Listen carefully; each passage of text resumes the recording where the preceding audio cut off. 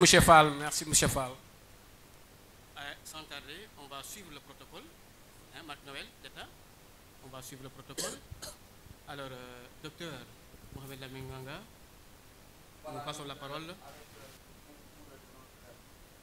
Didier, s'il a vraiment des nations, s'il n'a pas, Pourquoi pas? Pourquoi pas? Pour montrer que nous sommes de vrais patriotes. Et voilà, nous allons chanter l'hymne national s'il l'a pas. Là, il nous accompagne. Il n'y a pas de souci. Didier, am nga hymne national? Hein? Par contre, vous allez nous aider à chanter l'hymne national. Merci. Montrer que nous ne sommes pas les Guinéens, mais les Sénégalais. Merci. Merci beaucoup. Donc, nous comme nous dañu noppi.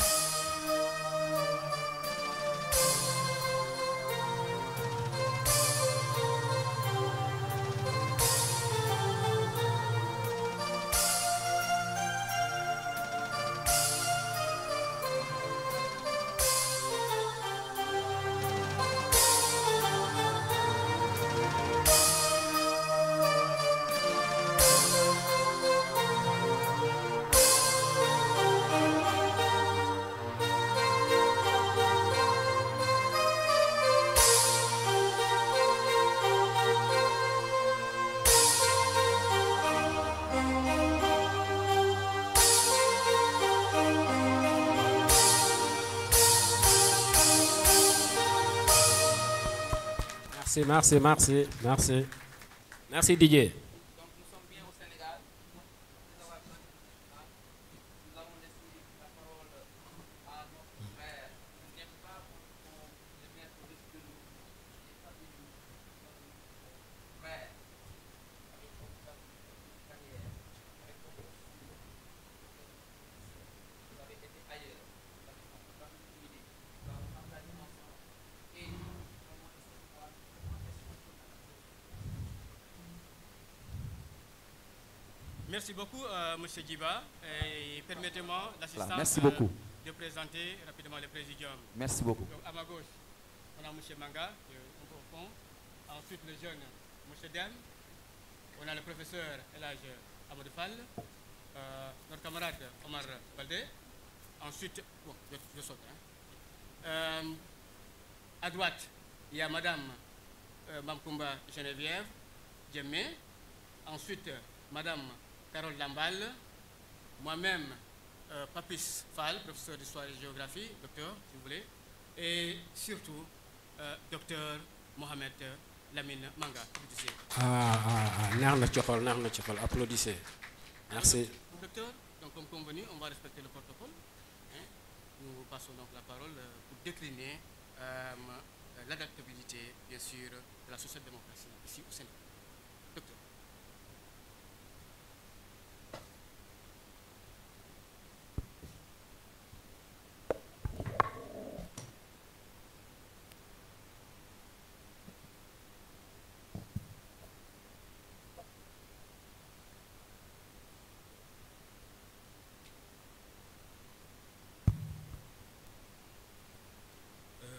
Merci beaucoup, cher ami et frère Papis Komahafal.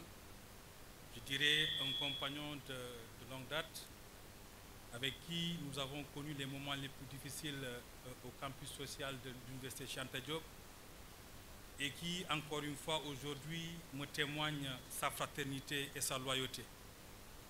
Mais au-delà de sa personne, je reconnais dans cette salle beaucoup de personnes, beaucoup d'individus à qui je suis vraiment redevable, qui m'ont soutenu dans les moments difficiles comme dans les moments de gaieté.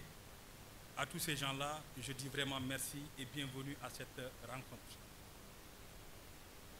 maa ngi nuyu ñëpp ñi fi teew di leen gërëm seen teewaay bu tey parce que ku nekk amoon na xëy na li muy doon def li mu waroon def këram mais da ngeen wone ni que tey jii nii li leen ñor mooy Sénégal parce que initiative bu ñu jël ñu bëri xëy na peut-être dañ doon dëgg que peut-être initiative bi da doon aboutir ci benn parti politique mais xamuñoon peut-être contenu bi mais seen teewaayu tey woy na ni que li leen ñor mooy Sénégal donc maa ngi di gërëm seen tour seen sant ku nekk fi teew mbadi mandinkol na kamoylal mbal konton na kal jay kal tentu alla ñi naabi kena ken lamoy ntol mumu al dingolti ntol mumu al terolti ntol mumu al kotolti wala al dokol bukanom ku jolak muy ku tiom muy kumpawm muy siñayom njombore safu de salu de jolelu be mate kam ko kollitate kedi jat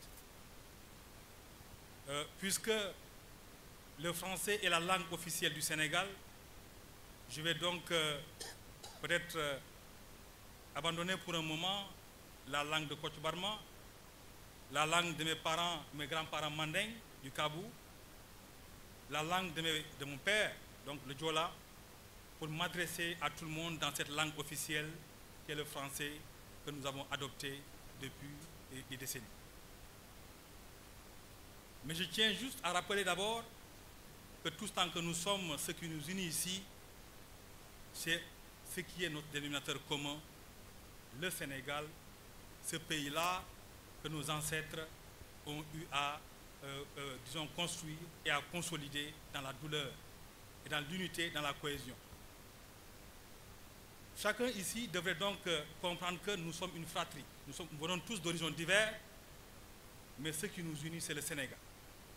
Et cette initiative que nous prenons, en réalité, ne vise qu'une seule chose, c'est de servir la nation et non se servir d'elle. Pour toute autre chose, que Dieu nous en garde. Ma communication va porter d'abord de façon très brève, sur la pertinence et l'adaptabilité de la social-démocratie au Sénégal. Je vais décliner mes propos à travers différents axes.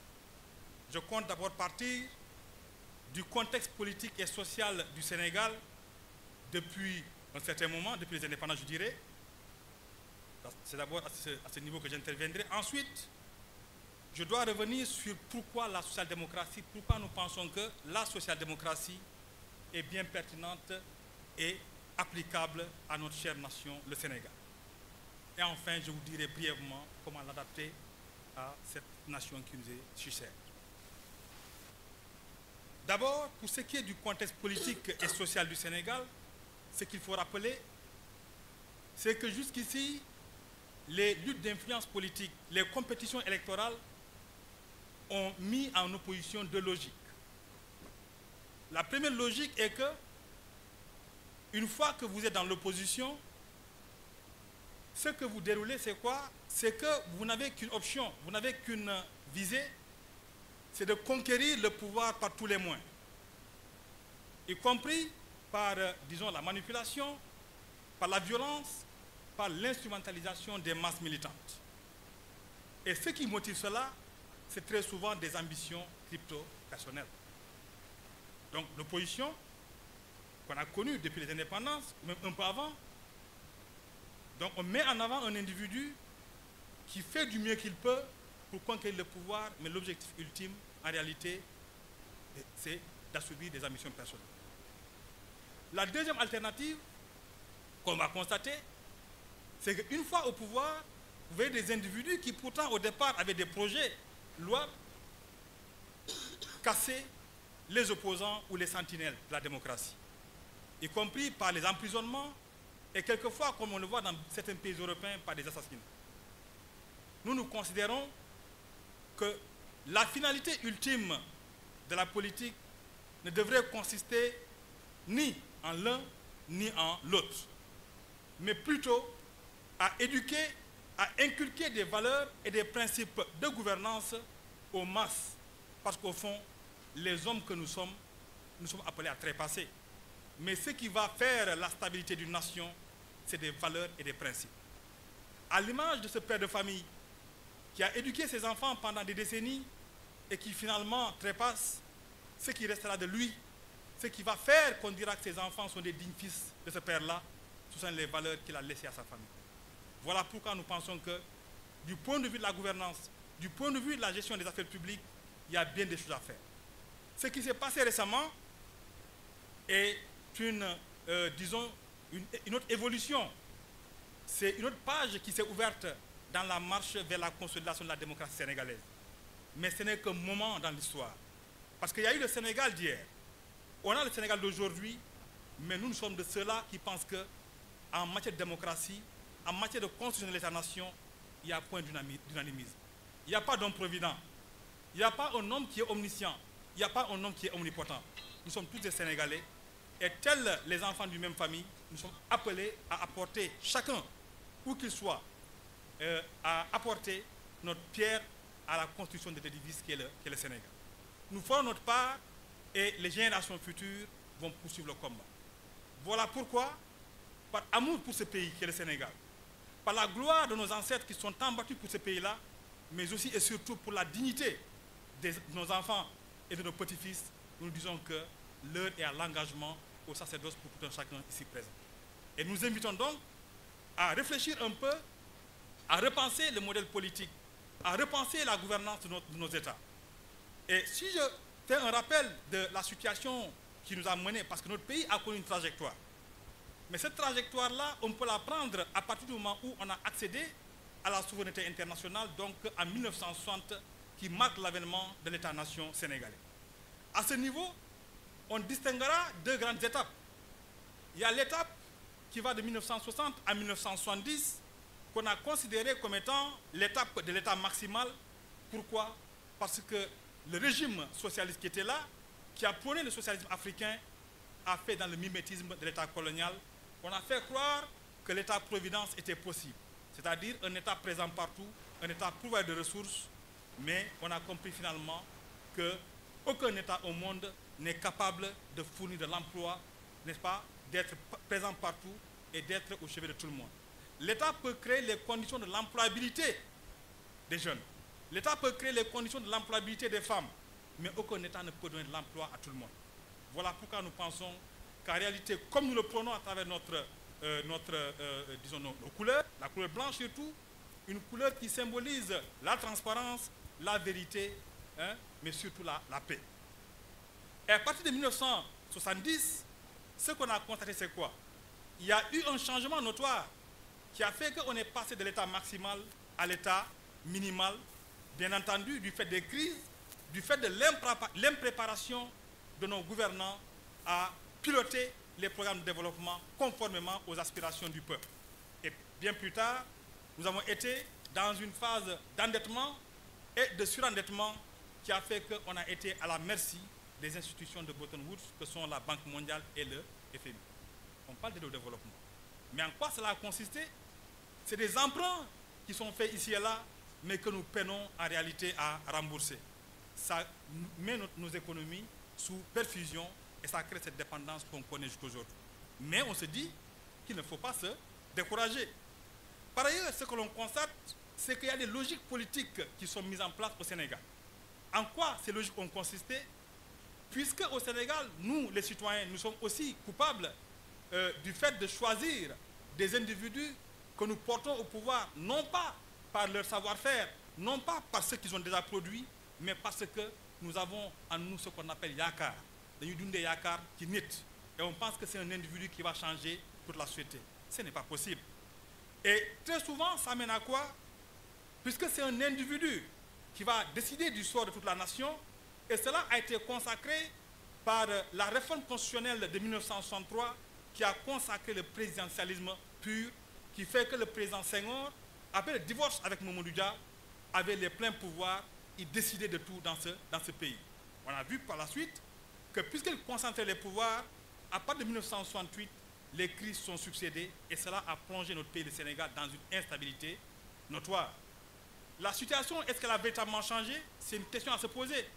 Parce que nous pensons que tant qu'il y a un régime présidentiel, c'est toujours un individu qui décide de tout. Voilà pourquoi dans notre démarche, nous pensons que le Sénégal devrait pouvoir retourner à un régime parlementaire. Pourquoi un régime parlementaire? Parce que le régime parlementaire est l'émanation de la volonté populaire. Les députés, les parlementaires peuvent contrôler et sanctionner, voire orienter les politiques publiques. Mais à défaut, on assiste à quoi? À un système népotique qui va donner naissance à du clientélisme et bien plus tard à la patrimonialisation des institutions. Parce qu'au fond, à travers le monde, on n'a que deux systèmes de gouvernance. C'est soit le népotisme qui fait que vous préférez votre frère votre ami, votre compagnon de lutte a celui-là qui a les compétences. Mais qu'est-ce que cela fait? Ça tire le pays vers le bas. Donc si vous n'avez pas le système népotiste, c'est plutôt un système qui est basé sur les compétences qu'on appelle la méritocratie. Et nous, voilà ce que nous vous proposons. Nous pensons que ce pays-là ne doit être gouverné qu'à travers les compétences. Et les luttes d'influence qui se déroulent entre les individus qui ont cette ambition de conquérir le pouvoir mènent souvent à l'instrumentalisation des masses militantes. On a vu ce qui s'est passé au Sénégal.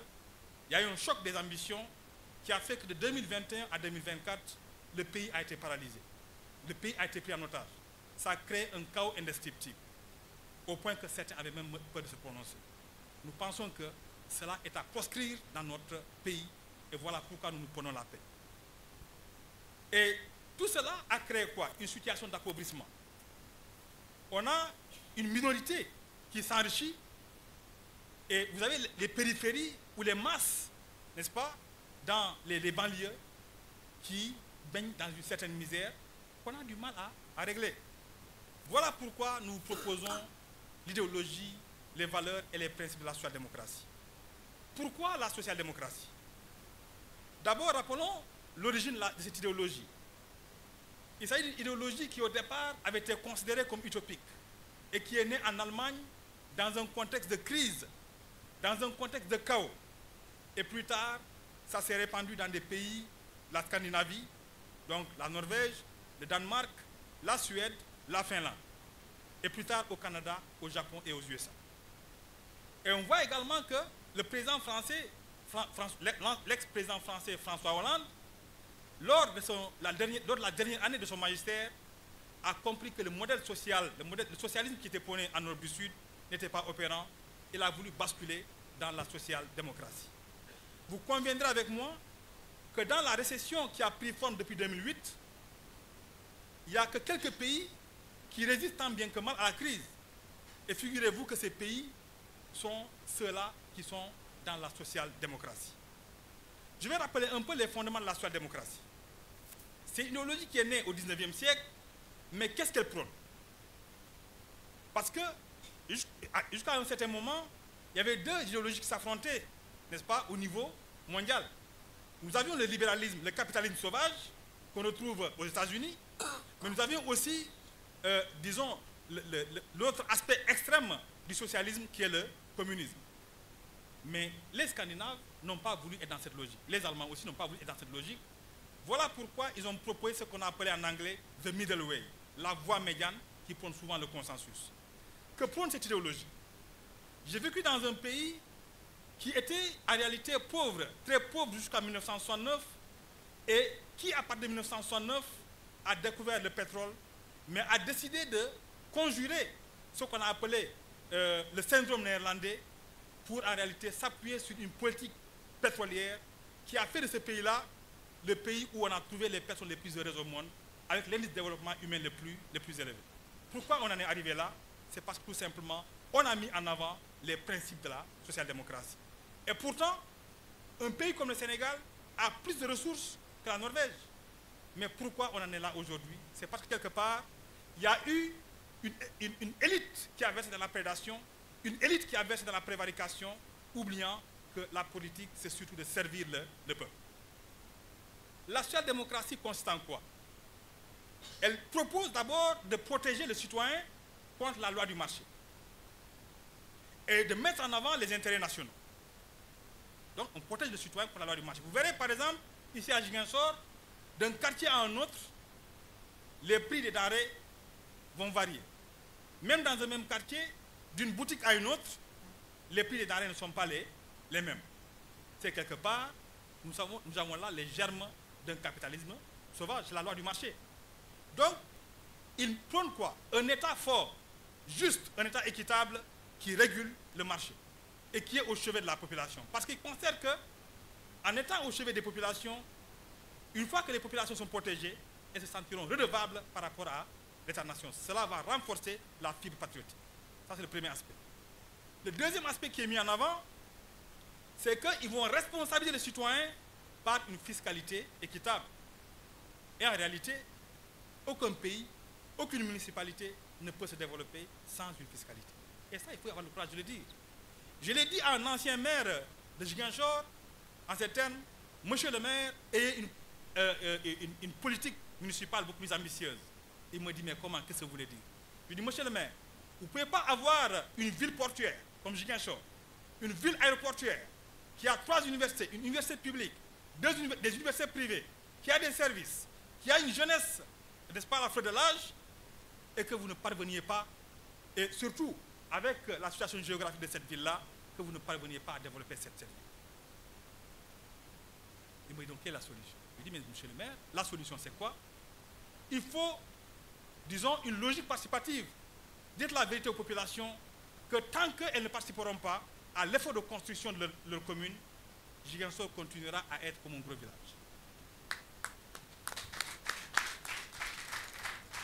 Il a voulu donc me demander de me rendre à la radio pour faire ce plaidoyer. Je dis non, je ne suis pas l'élu, c'est à vous de faire ce plaidoyer. Voilà donc la situation dans laquelle on est, qui fait qu'il n'y a pas de fiscalité. Et pourquoi il n'y a pas de fiscalité? C'est parce que les populations n'ont pas aussi confiance aux élus. Il n'y a pas cette confiance entre les populations et les élus. Mais qu'est-ce qu'il faudrait donc? Il faudrait une pédagogie derrière pour restaurer cette confiance sans laquelle aucun développement n'est possible. Donc ça, c'est le deuxième niveau. Le troisième niveau, c'est aussi une protection sociale qui fait que tout le monde a accès à la santé universelle. Vous voyez dans ces pays-là que les écoles publiques sont encore très présentes parce qu'en réalité, on veut donner de la chance à tout le monde.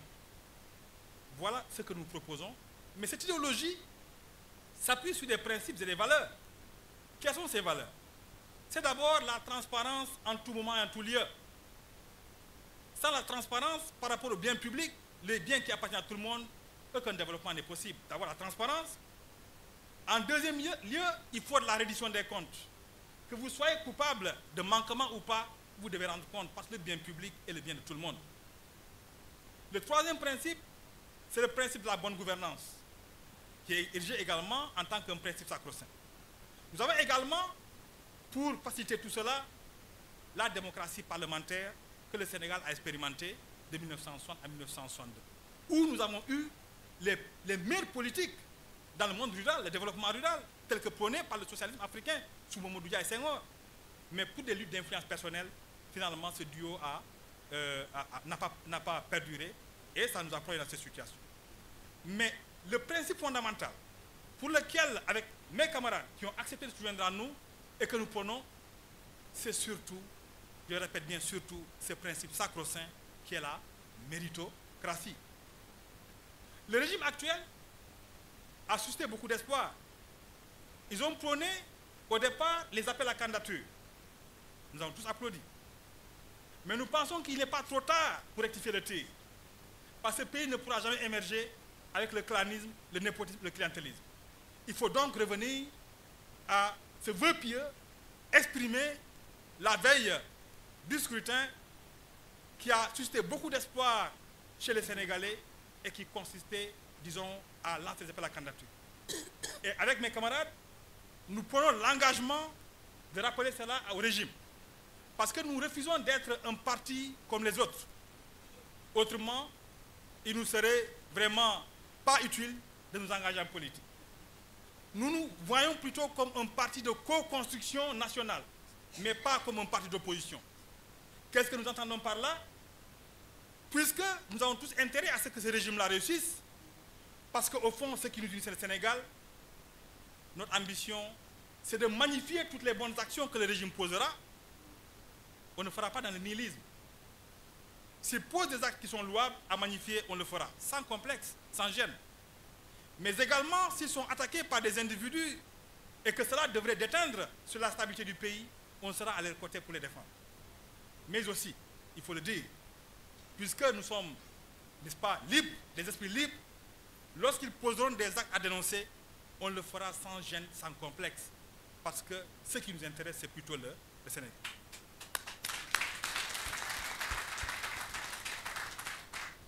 J'insiste sur cela. Pourquoi? Parce que vous savez que depuis quelques années, d'abord, le Sénégal a été considéré comme un pays pauvre, un pays sahélien qui n'avait pas de ressources. Lorsque Senghor quittait le pouvoir, il a dit à Seigne Fallou qu'il quitte le pouvoir avec sérénité, avec beaucoup d'espoir, parce qu'il y a une technocratie qui est là, mais que le Sénégal avait également le pétrole. Ça, c'était, il avait dit quand il quittait le pouvoir. Mais on a continué à le considérer comme un pays sahélien qui était pauvre. Aujourd'hui, je vous dis que nous avons plus de ressources qu'un pays comme la Norvège. Mais pourquoi donc nous sommes dans cette situation de précarité? Je partirai d'une politique publique que la Norvège a mise en place à partir de 1969, qu'ils ont appelé Oil for Utvikling, Oil for Development, le pétrole pour le développement. Qu'est-ce qu'ils ont fait? Lorsqu'ils ont découvert le pétrole, il y avait ExxonMobil qui était là, les Britanniques, il y avait Shell également qui était là. Ils leur ont proposé des contrats à l'image de à l'instar de ce qu'on avait au Nigeria, où l'État nigérien n'avait que 13% et les compagnies étrangères raflaient tout. Les Norvégiens leur ont dit que non, nous avons vécu sans ce pétrole, nous vivrons avec, et un jour viendra, puisque c'est des ressources épuisables, nous vivrons sans. Mais nous ferons tout pour que cela profite à notre État-nation. Et c'est des individus qui ont pris cette initiative. Et par la suite, qu'est-ce qu'on constate? L'État norvégien s'est retrouvé avec 78% des recettes pétrolières. ExxonMobil et Shell sont là, continuent à opérer. Et ces ressources générées par le pétrole ont permis de créer des fonds. Le fonds souverain qui est dédié aux générations futures. Il y a un fonds d'investissement qui permet de réaliser des routes, qui permet également d'encadrer les populations. Il y a également un fonds qui est dédié à la réduction de l'inflation. Voilà pourquoi quand il y a inflation, même avec les chocs pétroliers, ce pays parvient toujours à tenir, n'est-ce pas, et à prendre soin de ses citoyens. Et nous, au Sénégal, on découvre le pétrole. Qu'est-ce qu'on fait? Puisque la Norvège, son modèle a tellement prospéré que 22 pays, dont le Venezuela et le Ghana, ont décidé de s'inspirer du modèle norvégien et de se faire encadrer par les Norvégiens. Au Sénégal, le paradoxe politique a fait que nos gouvernants ont décidé de s'inspirer du modèle ghanéen. Pourquoi ne pas s'inspirer du maître et vous choisissez de vous inspirer de l'élève? Surtout que ce modèle ghanéen n'a pas prospéré. Et nous disons que les Norvégiens ne sont pas plus patriotiques que nous. Ils n'ont pas le sens, n'est-ce pas, ils n'ont pas cette conscience patriotique plus que nous. Voilà pourquoi nous disons que, et nous rappelons à ce régime que les réformes qu'ils ont proposées, les renégociations des contrats gaziers et pétroliers qu'ils ont suggérés doivent bien être maintenues. Parce qu'en réalité, ce pays ne leur appartient pas, ça appartient à tout le monde. Ces ressources sont également les ressources de tout le monde et les ressources des générations futures. Donc il faut renégocier les contrats. Maintenant donc, comment adapter la social-démocratie au Sénégal? Nous suggérons en réalité des réformes profondes pour un État fort, juste et régulateur. Pour ce faire, le clientélisme doit cesser. On ne peut pas avoir deux types de citoyens au Sénégal, des individus qui pensent qu'ils sont mieux nés que d'autres, ou ceux qu'on considère comme le Sénégal utile, et ceux qui sont à la périphérie. Il faut des politiques inclusives avec un État fort et juste. Nous considérons aussi qu'il faut protéger les citoyens et les intérêts nationaux. Et là, nous faisons référence à la négociation des contrats pétroliers, et les contrats gaziers, les ressources halieutiques. Et là, nous saluons également ce qu'ils ont fait récemment pour suspendre les contrats de pêche. Ça, c'est des mesures fortes que tout le monde doit effectivement saluer. Voilà pourquoi nous les encourageons à poursuivre dans cette dynamique pour que le Sénégal puisse vraiment trouver son compte dans ces contrats. Nous pensons aussi que le développement n'est pas possible sans le secteur primaire. L'Europe ne s'est pas développée spontanément, c'est un processus. Ils ont misé d'abord sur le secteur primaire parce qu'au fond, l'agriculture et l'élevage sont les deux mamelles nourricières de l'humanité. Et il ne faut pas l'oublier. En Europe, c'est la révolution agricole qui a permis la révolution industrielle. Donc il ne faut pas oublier les États. Nous avons un pays qui est habité disons en majorité le long des côtes. Les grandes villes du Sénégal, c'est le Saint-Louis, Dakar, la Petite Côte, Kaolack et jusqu'à Ziguinchor. L'intérieur du pays, notamment le Ferlo, qui constitue 40% du pays, est inexploité. Vous ne pouvez pas avoir un territoire si immense. Avec combien de fleuves? Il y a le fleuve Sénégal, le fleuve Gambie et le fleuve Casamance, et ne pas parvenir à développer ces pays. Il faut donc asseoir des politiques agricoles qui prennent en considération, qui prennent en compte les intérêts des paysans. Nous pensons aussi qu'il faut asseoir une industrie d'échelle. Et là, on doit rappeler il y a un risque qui court, qui est là, qui plane sur nos têtes, c'est que l'agro-industrie prenne le dessus sur les agricultures familiales ou les moyennes agricultures. Nous pensons qu'il faut innover dans le domaine de la foresterie et dans le domaine des énergies renouvelables. Mais surtout aussi dans le domaine de la santé, il faudra miser sur une santé préventive plutôt que uniquement sur une santé curative qui, en réalité, plombe notre budget. Voilà pourquoi nous pensons que ces principes que sont la transparence, la reddition des comptes, la bonne gouvernance, la démocratie parlementaire et surtout la méritocratie doivent être inscrits, n'est-ce pas, dans la gestion des affaires publiques comme des principes sacro-saints afin que le Sénégal puisse émerger. Voilà pourquoi nous sommes là aujourd'hui et nous vous tendons la main pour qu'ensemble nous puissions donc poursuivre ce travail de construction et de consolidation de l'État-nation. Nous partirons du local pour le global et nous comptons le faire sans complexe, mais surtout avec votre soutien. Je vous remercie.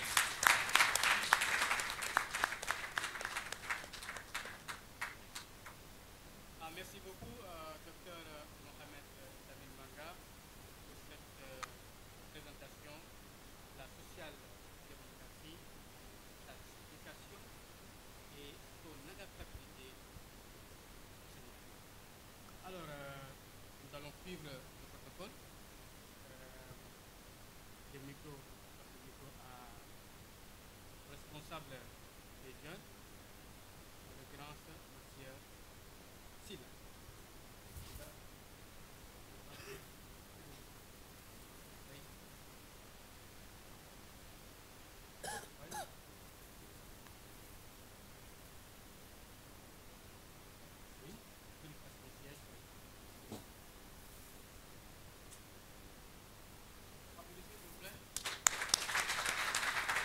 Oui, les jeunes aussi ont leur mot à dire.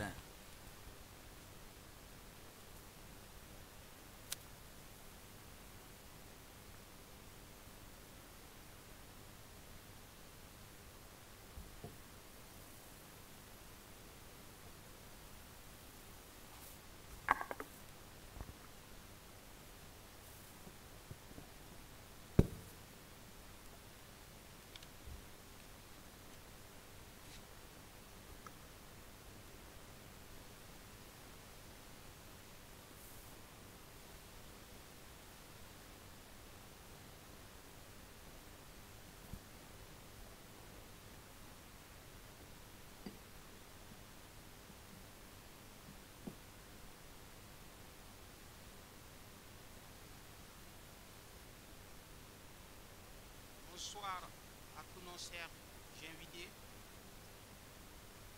Merci beaucoup d'avoir été ici présents pour répondre à notre appel solennel qui constitue une très belle œuvre pour le Sénégal. Merci à notre cher docteur Mohamed Lamine Manga pour cette brillante exposé. Chers camarades, chers invités, chers compatriotes, chère jeunesse sénégalaise, espoir de notre présent et fondement de notre avenir.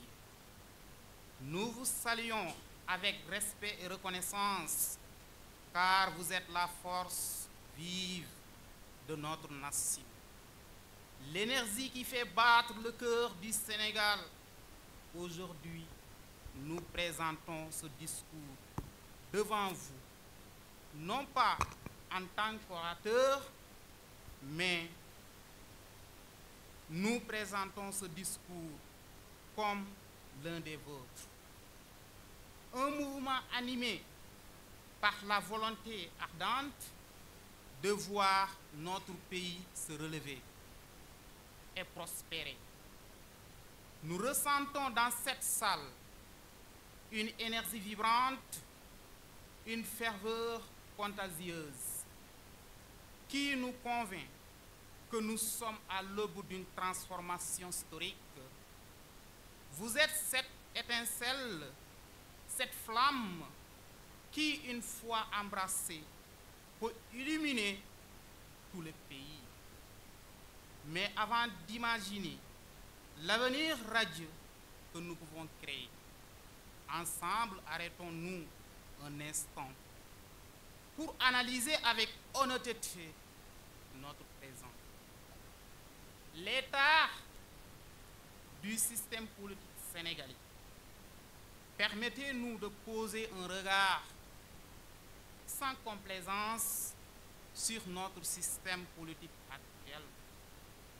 Trop longtemps, il a été le théâtre pratique nocive qui étouffe notre potentiel collectif, le népotisme, cet ennemi silencieux de la méritocratie gangrène nos institutions. Il place des privilèges d'une minorité au-dessus des compétences et des offres de la majorité. Le clientélisme,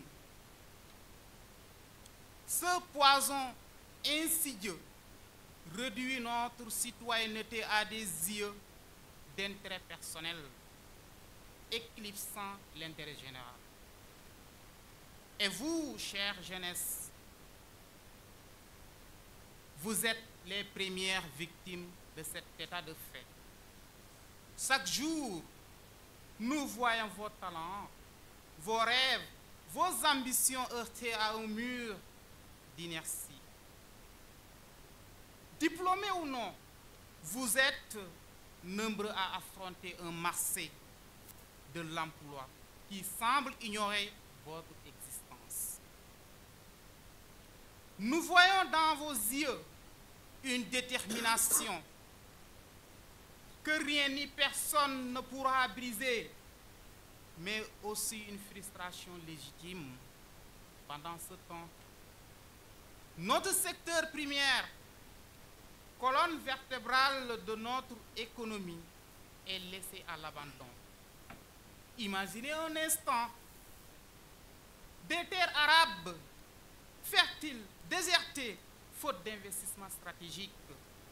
Alors, qu'elles pourraient nourrir non seulement notre population, mais également le reste du continent.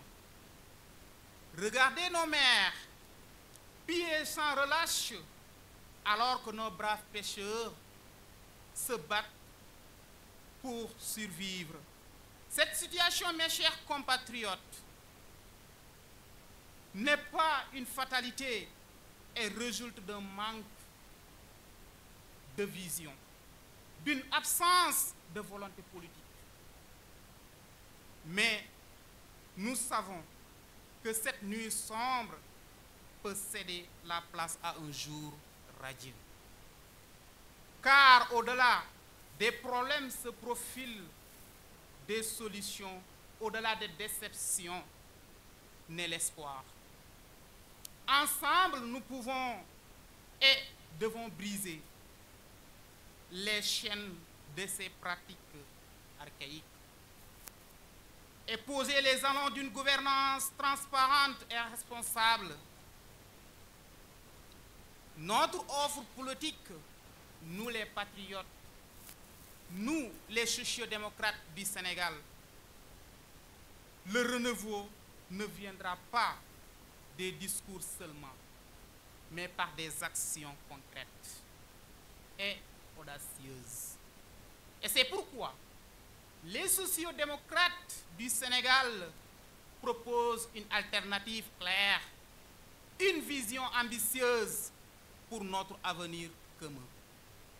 Nous nous engageons à rétablir dans nos institutions, fini les privilèges immérités au mérite, à la compétence et à l'intégrité.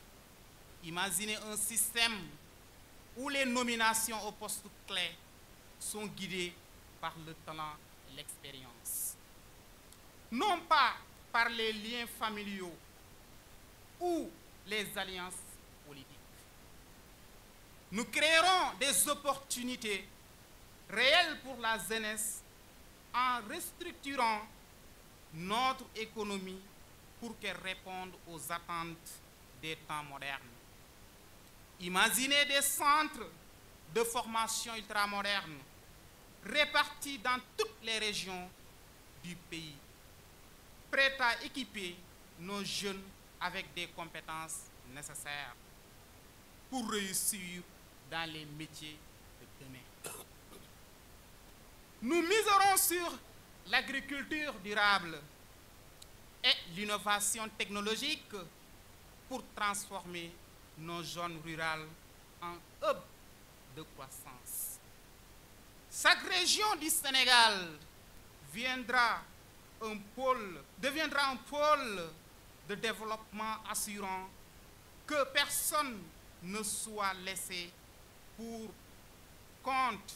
Imaginez un Sénégal où la richesse est créée et partagée de manière équitable.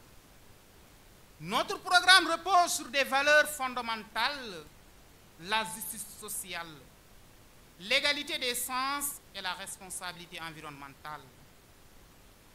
Nous croyons fermement que chaque jeune, qu'il vienne de Dakar, de Matam ou de Ziguinchor, a un crucial à jouer dans ce projet actuel et collectif. Un appel à la mobilisation à vous les chers invités. Chers amis, il est temps de passer à l'action. Je vous invite à transformer votre imagination, vos indignations en mobilisation. Votre colère en détermination. La jeunesse sénégalaise ne peut plus se permettre d'attendre que le changement vienne d'ailleurs. Il doit venir de nous, il doit venir de vous.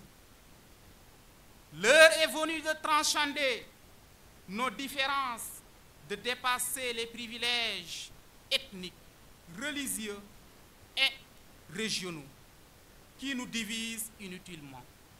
Ensemble, nous pouvons réaliser l'impossible. Ensemble, nous pouvons écrire une nouvelle page de l'histoire de notre nation. Je vous demande de croire en votre pouvoir individuel et collectif. Tendez la main à votre vision. Mobilisez vos amis.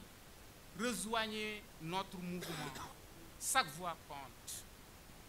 Chaque action, aussi petite soit-elle, contribue à bâtir le futur que nous méritons.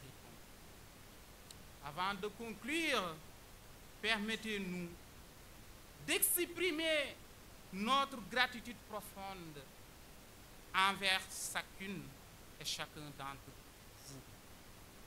Notre présence ici aujourd'hui est une preuve vivante que le changement est en marche.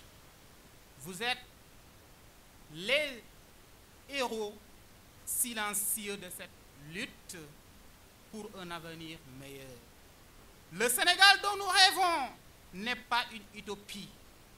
Il est porté de main. Mais pour y arriver, nous avons besoin de vous. Votre énergie, votre dévouement, votre foi en avenir meilleur sont des carburants de notre mouvement. Alors, jeunes du Sénégal, levons-nous, portons ensemble le flambeau de l'espoir, de la solidarité et du progrès. Soyons les architectes d'un renouveau national. Je vous remercie.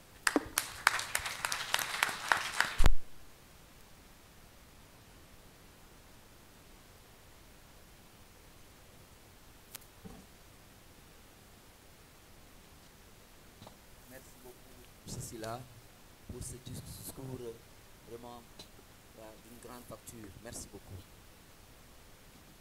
Voilà, merci beaucoup pour ce cri de cœur porté par monsieur le jeune Sylla au nom des sociaux-démocrates du Sénégal. Alors, nous passons la parole à Madame Mamkoumba Geneviève Djemé. Applaudissez s'il vous plaît. Hein. Allô, merci, merci, merci. Applaudissements plus forts.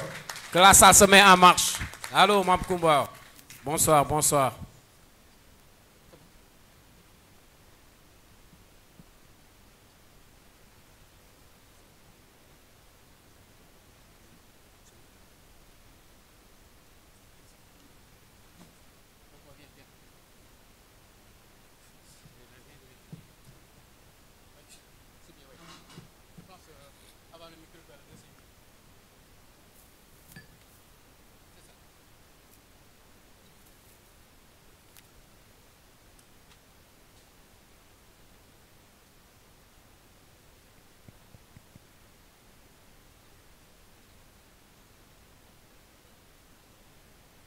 Bonjour.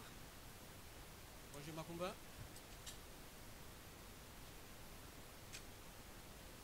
Avant de commencer mon discours, je voudrais remercier le jeune qui a tenu à faire un discours là pour cet appel vibrant et qui lui venait du fond du cœur. Je voudrais aussi remercier le professeur Mohamed Lamine Manga pour aussi lu son discours et pour avoir expliqué en quoi consistait la social-démocratie et comment l'adapter à notre contexte au Sénégal. Monsieur l'inspecteur de l'éducation et de la formation, camarades sociodémocrates du Sénégal, chers invités, chers compatriotes, je suis heureuse de me retrouver parmi vous et de prendre la parole au nom des sociodémocrates du Sénégal.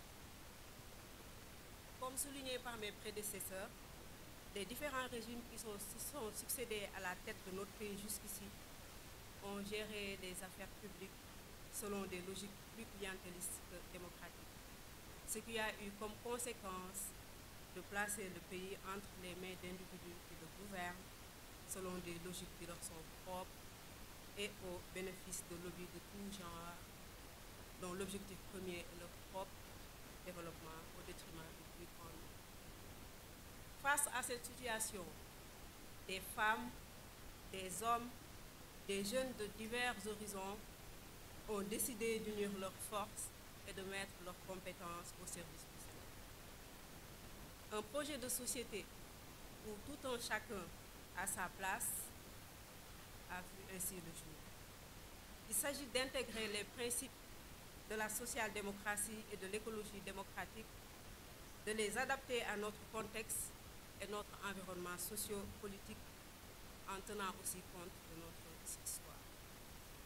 Concrètement, nous envisageons d'user des principes de la social-démocratie que sont la transparence, le respect des droits et de l'innovation, la faible exposition à la corruption, l'institution d'un État régulateur et protecteur du citoyen pour mettre en application les 15 volets majeurs que constituent notre offre.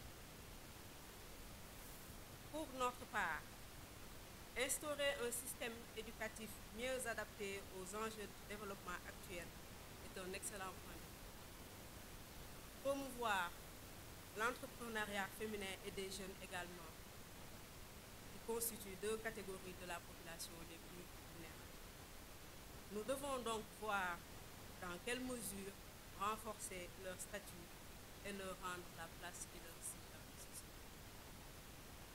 Dans toutes les cultures de notre pays, la femme demeure un pilier incontournable pour l'éducation de la cellule familiale. Bien que rien ne puisse être fait sans elle, elle n'a souvent pas droit au chapitre quand il s'agit de décider de sa propre destinée ou de ses propres choix de vie. Qu'elle ne puisse pas hériter de la terre dans certaines sociétés, alors que c'est à elle qu'est dévolue la lourde tâche de nourrir la famille, crée une situation que nous savons tous invivable. Même si beaucoup de choses ont été faites dans les années 20, notamment avec la politique de parité consacrée par la loi numéro 2010-11 du 28 mai 2010, le chantier est encore vaste et beaucoup reste à faire pour intégrer cette frange de la population dans la société. Nous avons tellement, mais tellement d'exemples dans notre pays où les femmes étaient à leur juste place, reconnues comme membres à part entière dans la gestion administrative et politique de la cité. Aline Sitoé Diatta, les femmes de Nder, pour ne citer que celles-là, mais également les sociétés sénégambiennes où la dévolution du pouvoir était matrilinéaire, c'est-à-dire que la filiation maternelle permettait d'hériter du pouvoir. Pour renverser la tendance actuelle et redonner à la femme sa place d'antan et aussi porter notre projet et ses 15 volets à terme, nous avons besoin de toutes les bonnes volontés. Nous lançons ainsi un appel à toutes les femmes à venir nous rejoindre. Nous serons ainsi des femmes dévouées à notre cause, aux côtés d'hommes intègres, qu'ensemble nous puissions construire un Sénégal prospère. Un Sénégal dont nos enfants et nos petits-enfants seront fiers d'avoir. Nous lançons également un appel solennel à la population dans son entièreté. Nous invitons toutes les femmes, tous les hommes, imbus des valeurs de transparence, de bonne gouvernance, de méritocratie, à rejoindre nos mouvements pour que vive la société. Merci de votre attention. Merci beaucoup. Merci, Mme Koumba. Djemé.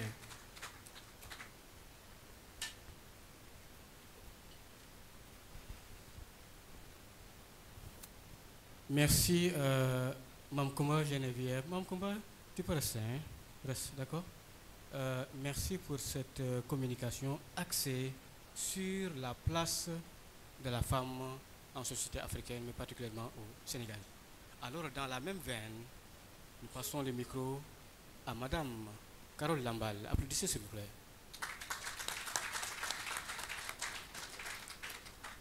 Carole Lambal, je précise, elle est professeure de philosophie. Je tiens le micro pour toi, vas-y.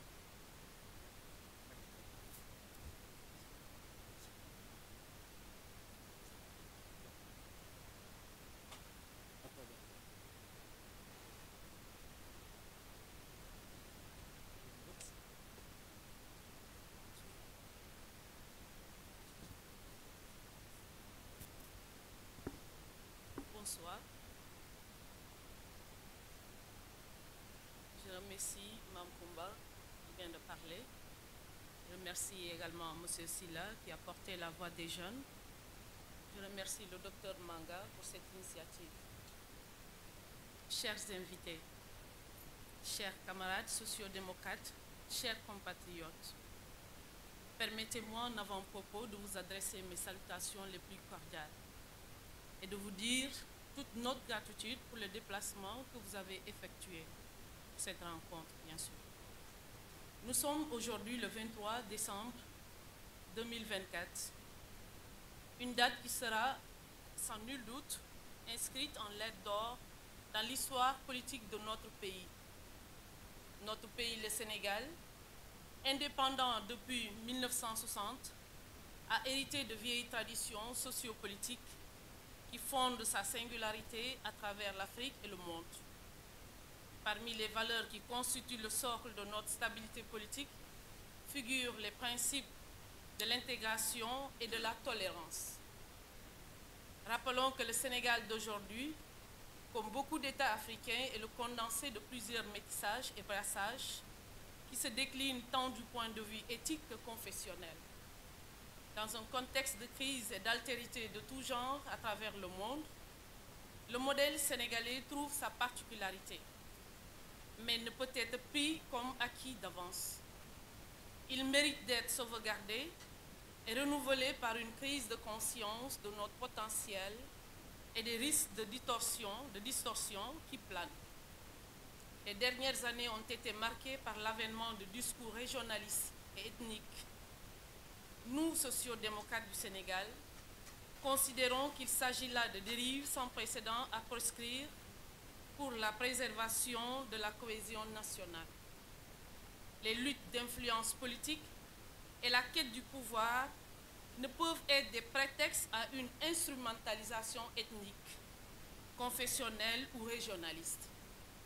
Les pouvoirs publics se doivent de veiller à préserver cet équilibre. Notre parti se veut une formation sentinelle de la préservation des valeurs et des acquis démocratiques. Par ailleurs, il est à signaler que le développement d'un pays ne peut se faire qu'avec la prise en compte, la considération de tous les segments de la société, parce qu'au fond, les inégalités et les discriminations sont source de tensions. D'où l'impératif d'accorder aux femmes la place qui leur revient dans les institutions et les programmes de développement nationaux. Nous lançons donc un appel à la mobilisation de tous les Sénégalais, en particulier des femmes. Je rappelle que les femmes ne sont pas là pour crier sur leur sort. Elles prônent également la méritocratie parce qu'elles méritent, elles ont beaucoup de potentiel. Applaudissez s'il vous plaît, hein, franchement. Ça, c'est du lourd, c'est du lourd. Donc nous lançons un appel à la mobilisation de tous les Sénégalais, et en particulier les femmes, à une synergie et à une unité d'action autour des sociaux-démocrates du Sénégal. Vive les sociaux-démocrates du Sénégal, vive la République, que Dieu bénisse notre cher pays, le Sénégal. Je vous remercie.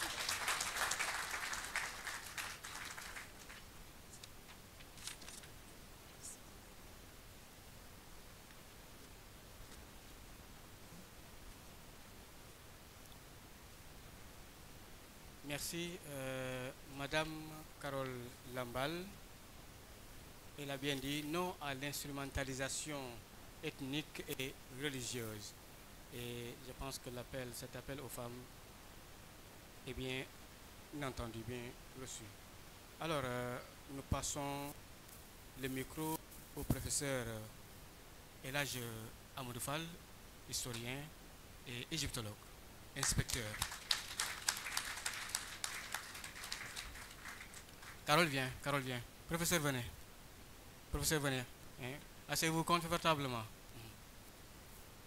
Ouais. Je vais m'asseoir près de Marc Noël.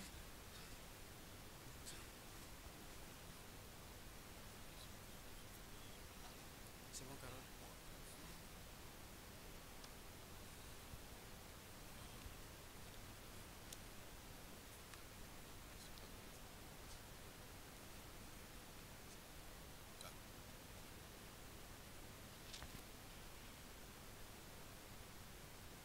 Monsieur le professeur Mamadou Lamine Manga, chers amis du Parti des sociaux-démocrates du Sénégal, mesdames, messieurs, bonsoir. Mais, il y a à peu près une vingtaine de minutes, c'est en balayant la salle du regard que j'ai retrouvé un de mes vieux amis, monsieur Alpha Barry, que je demande de se lever.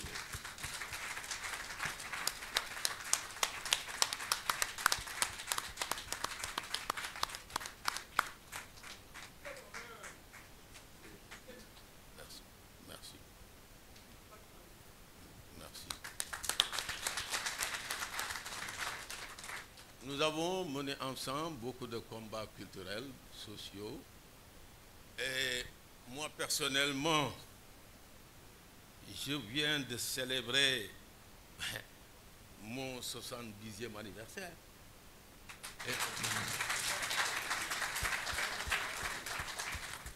Et je n'ai jamais demandé à M. Alpha Barry quel âge il avait. Mais je suis convaincu qu'il frise la 90e année à peu près. C'est pour vous dire. C'est pour vous dire.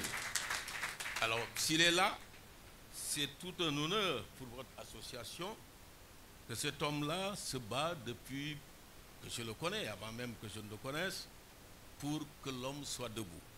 De quelque ethnie qu'il soit, de quelque région qu'il soit, mais il est là debout contre l'injustice.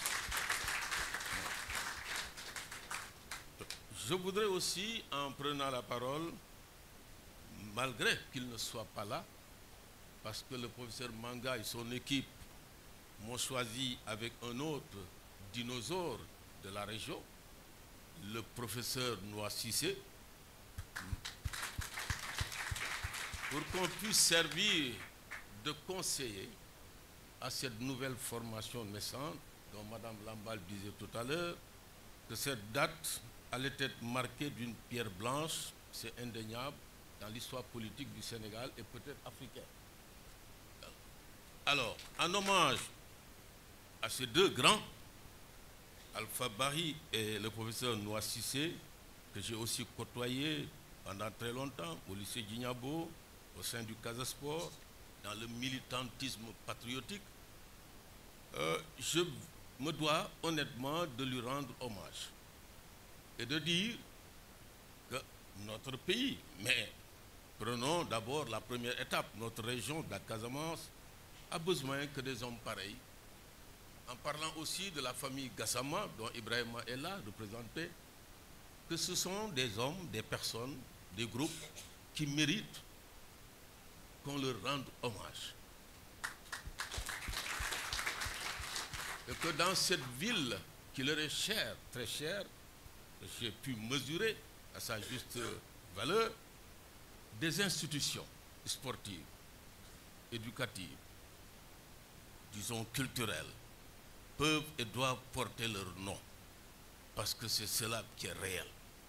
Je donnerai tout simplement un exemple en tant qu'historien, ayant fouillé un peu l'histoire de la Casamance.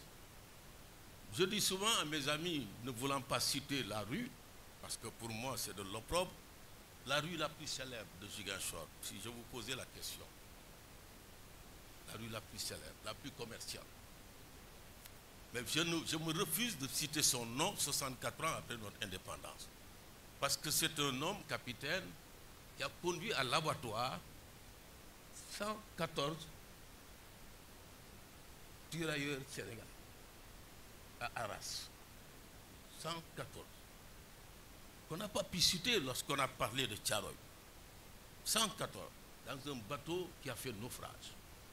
Et au lieu que cette rue la plus célèbre, la plus populaire, la plus passante de notre ville historique, Ziguinchor, porte le nom de ces tirailleurs ou de ce bateau, mais c'est de ce, disons, quelqu'un que je ne peux caractériser qui porte son nom.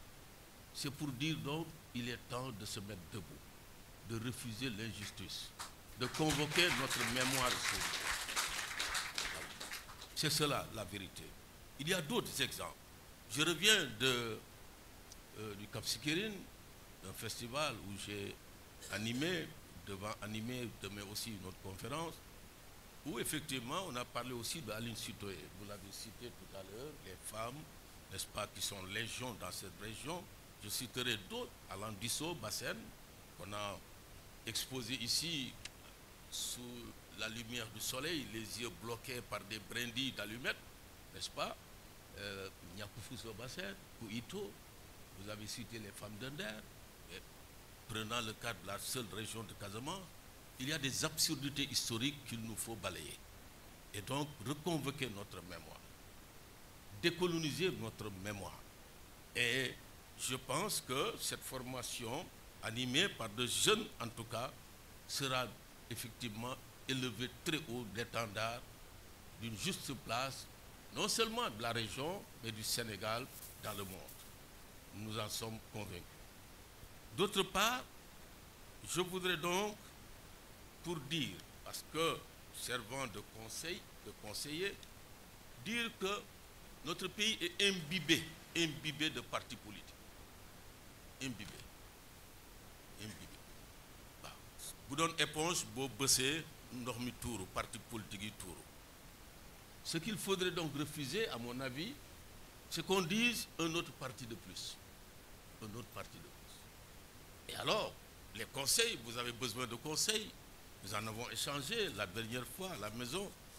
Les conseils, c'est d'abord de dire la méritocratie dont vous avez parlé et qui, en regardant votre papyrus, votre flyer, se trouve en fait à la fin. Mais en fait, je comprends et je voudrais dire que la méritocratie doit être au devant. Parce qu'il peut y avoir transparence dans la médiocrité. Quand on peint au devant d'une institution des médiocres, on peut venir faire la transparence et on ne trouvera absolument rien. Absolument rien. Mais une fois que la méritocratie est montée en épingle, elle est à la ligne de crête, mais c'est évident que cette méritocratie donnera des fruits, n'est-ce pas, juteux, hein, acceptés, attendus par tout le monde. Alors, de sorte que il faudrait qu'on ne dise pas un autre parti de plus. Et sur ce rapport, la méritocratie, vous l'avez dit, doit être votre cheval de bataille. Vous devez être quelqu'un, ou en tout cas une formation, disons, politique, qui aura du tonus, de la vigueur, du dynamisme et, encore une fois, de la compétence, parce que la méritocratie sous-entend la compétence. Et à votre niveau vous-même, vous devez prouver cette compétence, d'abord, à votre niveau. C'est cela qui est réel. C'est un appel, non seulement du pied, mais évidemment de vive voix, que peut-être quelqu'un de plus ancien, qui a eu aussi à flirter avec la politique, avec le professeur Cheikh Anta Diop, n'est-ce pas, depuis 1976, et pour vous dire que nous avons quand même une certaine expérience à faire valoir dans ce cadre d'espèce, pour vous dire que donc, de ce point de vue, évitez d'être un parti de plus. Sous ce rapport, il faut que vous fassiez preuve de compétence sur le plan du bien faire, de l'activité créatrice. Voyez. Et de ce point de vue, la méritocratie aura son pendant, son mot à dire, à travers évidemment cette transparence dont vous parlez, mais surtout aussi, vous serez, et nous allons convoquer ensemble au banquet de la méritocratie tous ces éléments qui me semblent importants. L'autre élément, c'est une formation qui, dans cette fournaise politique, où les coups volent, où les gros mots sont de rigueur, vous voyez, que vous fassiez preuve de décence intellectuelle et culturelle. Jamais de gros mots. Vous devez faire justement cette différence. Jamais de gros mots. Ça, nous l'avons tiré du professeur Cheikh Anta Diop. Comment mën a woon discours boo xam ne Cheikh Anta utiliser na baat bu ñaaw rek ngeen génnee ko du am parce que lim nu jàngaloon mooy dëgg bu ànd ak saaga day wàññi dooleew.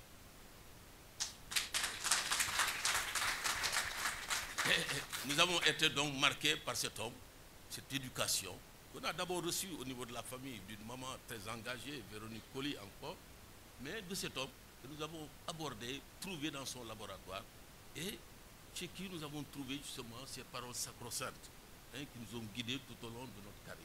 Donc évitez de gros mots. Parlez à ce peuple qui est là, j'en suis convaincu, n'est-ce pas? Et qui donc évitez ces mots qui peuvent heurter la sensibilité, la susceptibilité des gens. Des hommes religieux de grande carrure vous écoutent, vous écouteront. Des hommes de culture, des passionnés de notre peuple, de notre pays, qui cherchent encore, n'est-ce pas, qui accompagner, avec qui aller. Et nous pensons que vous aurez cette chance sûrement en étant dans cette moule, dans cette disons, dynamique faite de décence, voyez, de pouvoir glaner encore beaucoup de militants. Ensuite, l'autre, disons, concept, c'est la sérénité. Dans la sérénité. Éviter que les coups volent haut. Hein? Frapper en dessous de la ceinture, comme on dit en boxe, est interdit. Voyez. Donc, la sérénité. On vous fera des attaques. Et vous l'avez vu dans ce champ politique, une fois qu'on vous annoncera, les coups voleront. Hein? Et donc, de ce point de vue, gardez votre sérénité. Et c'est ça qui est fondamental. Parce qu'en vérité,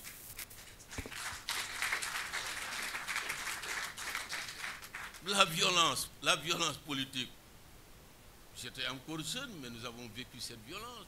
Quand j'entends souvent les hommes politiques d'aujourd'hui parler de 2021 comme si la violence est née en 2021, et je dis, ils ont besoin de formation idéologique, historique. Oui. Mes chers étudiants que je viens d'apercevoir, dont l'université porte le nom d'un grand homme, Hassan Hussein. Et Hassan Sheikh a été arrêté ici sous nos yeux. Alpha Bari est témoin, il peut encore en parler. Mis dans le bateau le Wolof, dans la cale, humilié. Lui, l'homme, le docteur d'État, grand géographe, éminent homme politique, humilié. Vous voyez, aller jusqu'à Dakar, le ramener encore. On a fouillé la plupart de nos maisons à Santhiaba parce que beaucoup de nos vieux étaient de ces militants. La police est descendue dans certains puits. On a réprimé des gens. Bien avant 1963, 62, 63, le pays a été chassé de ce pays, Majmoud Diop en particulier. Certains sont allés, n'est-ce pas, en Russie, dans les pays de l'Est, à Bamako, tout proche. Nous avons approché ces hommes, ces anciens, les Tidjane Beydili, Moustapha Diallo, Sémignan, d'éminents intellectuels, mathématiciens, d'hommes de droit, Babacar Niang. La répression, elle est presque consubstantielle de la politique africaine, et sénégalaise en particulier. Hein? Le Prague, des partis qui ont été véritablement dissous, dont les deux premiers partis du professeur Cheikh Anta Diop, le BMS, Bloc des masses sénégalais, ensuite le Front national sénégalais. Vous voyez donc, pour vous dire, alors, mais ce qu'on vous demande, gardez la sérénité, soyez compétents, étudiez l'histoire politique du Sénégal, c'est un spécialiste de l'histoire politique du Sénégal, il y a d'autres, allez vers eux, ne vous fatiguez pas d'aller vers eux. J'ai toujours dit aux étudiants, soyez des rats de bibliothèque et des rats de conférences, n'est-ce pas, gagnez le maximum d'informations, et c'est cela qui étoffera quelque part votre vie. Donc, en résumé, ce que j'ai entendu ici de la part du professeur Mamadou Lamine Manga, de Mme Diémé, de Mme Lambar, du jeune Mbodj, Silla, en fait, pour résumer, votre formation, les sociodémocrates du Sénégal prônent ce que le grand politologue américain George Kagan appelle la psychologie de la puissance. La psychologie de la puissance. Voilà. Ah ouais. Da ngeen di gëm seen bopp, fonk seen bopp, wóolu seen bopp, xam fi ngeen jógee, parce que ku xam fi mu jógee rek moo xam fu mu jëm. Voilà le mot de la fin. Bien dit.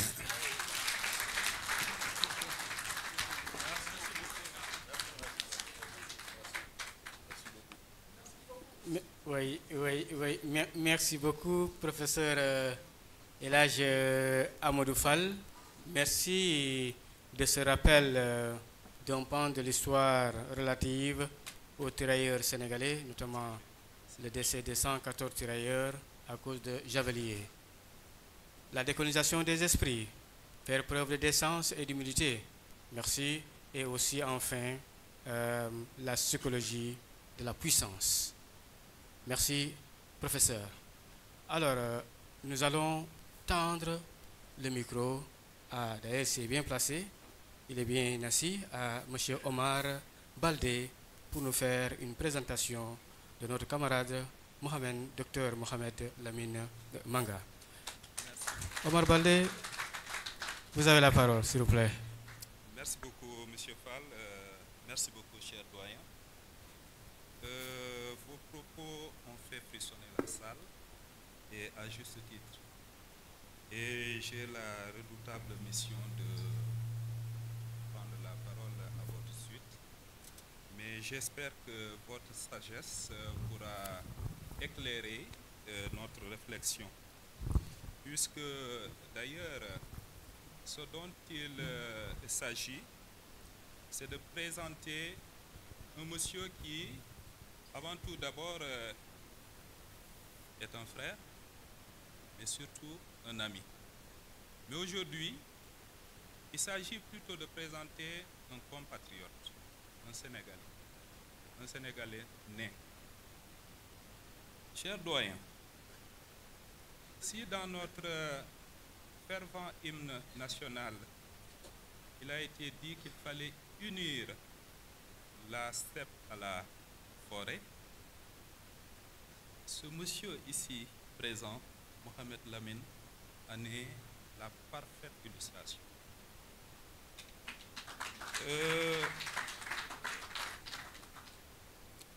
Celui que nous avons la délicate mission de présenter aujourd'hui est de, par sa lignée maternelle, descendant de Seynabou Sonko. laquelle Seynabou Sonko est descendante du souverain de l'Empire du Gabou, Galine Sonko. Évidemment, un Sonko peut en cacher un autre.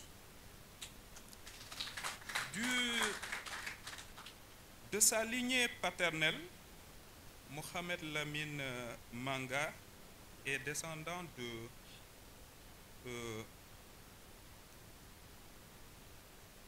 Walou.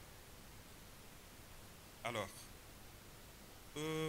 Mar Diagne, père de ses ancêtres Aminata Diagne, mais surtout de Ahmadou Mapate Diagne, que certainement les élèves au lycée connaissent bien, l'un des précurseurs du roman négro-africain. Alors donc, ce qui symbolise nettement que monsieur est très bien enraciné dans ce Sénégal. Alors donc, il s'est illustré de fort belle manière le brassage entre le nord de notre pays et l'extrême sud de ce cher pays. Chère assistance, chère assemblée, parler de ce monsieur serait à la limite passionnant, mais rassurez-vous, nous allons dépassionner cette présentation pour vous dire tout simplement, et pour choisir de faire dans le résumé, que Mohamed Lamine est descendant de monsieur Malam Manga, qui est fondateur de Djabir. Et cela est révélateur. Il est non seulement fondateur de Djabir, mais Mohamed Lamine, qui est natif aussi de Ziguinchor, n'est-ce pas une autre illustration. Son parcours scolaire, pour dire ses humanités, n'est-ce pas, l'ont amené à être partagé entre Django, Bignona, et un tout petit peu Ziguinchor.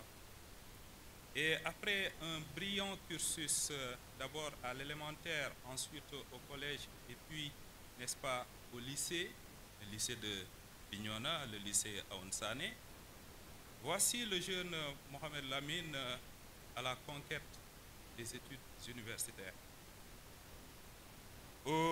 À l'université Cheikh Anta Diop de Dakar, monsieur a fait une brillante, n'est-ce pas, un brillant, excusez-moi, parcours universitaire sanctionné par, n'est-ce pas, un titre de maître en histoire. Et Mohamed, voici plutôt, n'est-ce pas, l'universitaire qui naissait. Alors, il est historien de formation, analyste politique et environnementaliste, et titulaire d'un doctorat en histoire moderne et contemporaine et d'un certificat d'aptitude à l'enseignement secondaire, n'est-ce pas, le CAES comme on le dit bien. Mohamed est un habitué du service national. Il a ses élèves dans cette salle, mais aussi il a ses étudiants, et qui est très symbolique, parce que c'est un monsieur qui sait, n'est-ce pas, traduire en actes concrets ce que nous appelons dans notre jargon d'enseignants des transformateurs, des concepteurs d'esprit. Et ces esprits, ils sont là et lui rendent de fort belle manière cette, n'est-ce pas, cette monnaie de la pièce. Chère Assemblée, Mohamed Lamine Manga s'intéresse aux transitions politiques et à la gestion des conflits asymétriques, à l'éducation ainsi qu'aux questions de développement en Afrique de l'Ouest. Et ainsi, après avoir enseigné à l'université de Ziguinchor ainsi qu'au lycée, n'est-ce pas, l'illustre lycée Ignabo de Ziguinchor, voici le professeur désormais lancé sur l'international et qui le conduira d'abord au Ghana et ensuite en Norvège et à Oslo, où il a vécu un bon moment donc, de son parcours professionnel. Je vais peut-être taire un tout petit peu son brillant parcours en Scandinavie pour tout simplement vous dire que très tôt, il a compris qu'il fallait apprendre à lier les intentions aux actes. Et il est l'auteur de plusieurs articles et ouvrages enseignés dans les universités les plus illustres, n'est-ce pas, du monde. Et il a été, n'est-ce pas, acteur dans une association Nature, Culture et Santé. Et ensuite, il s'est investi dans l'agroforesterie. Il a créé 8 forêts communautaires en Casamance. Comme quoi, Applaudissez s'il vous plaît, ça c'est du comme lourd, quoi, hein. C'est du lourd, hein. Comme quoi, notre hymne le dit bien, il fallait donc rapprocher, pour ne pas dire confondre la steppe au nord de ce pays à la forêt au sud du pays. Il l'a compris et il en est, n'est-ce pas, une brillante illustration. Donc, il a été à l'initiative de 8 forêts communautaires en Casamance, parce que, bien entendu, charité bien ordonnée, commençant par soi-même. Et c'est très heureux, docteur. Il est également un fervent partisan de la social-démocratie et de l'écologie démocratique qu'il compte promouvoir dans notre cher pays.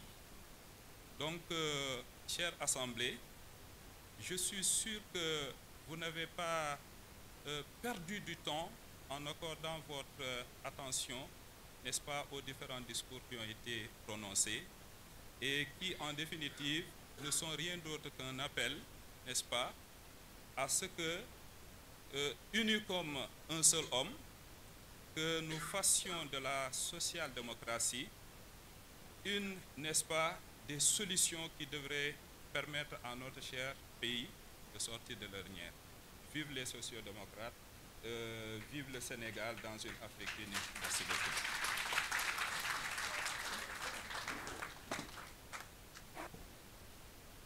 Merci, cher grand frère Omar Baldé, pour la présentation du profil du docteur Mohamed Lamine Manga.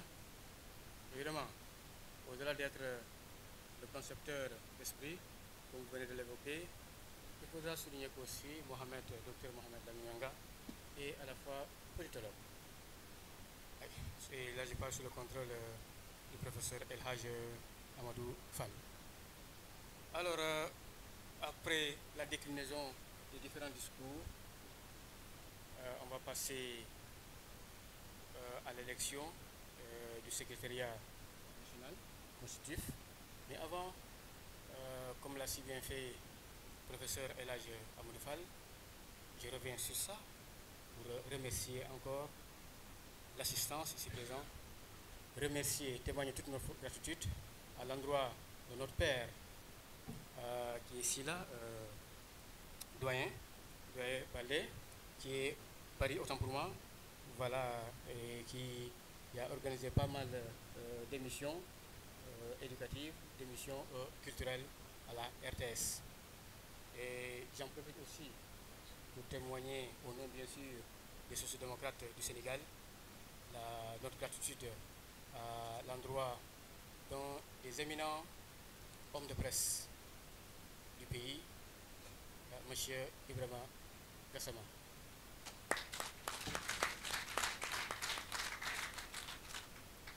M. Ibrahima Gassama, avec lui j'ai beaucoup appris, pour dire, bokk na suñu tax bi ma gën a ñeme sax plateau yi parce que partagé naa ay présidium donc ay conférence ak moom donc jaajëf grand si sa teewaay. Alors di remercier ñëpp au nom du docteur Mohamed Lamine Manga. Mohamed, bu fekkee am nga benn mot bu nga mën a rajouter nga si baax c'est bien baax na jërëjëf. Alors donc on passe à l'élection.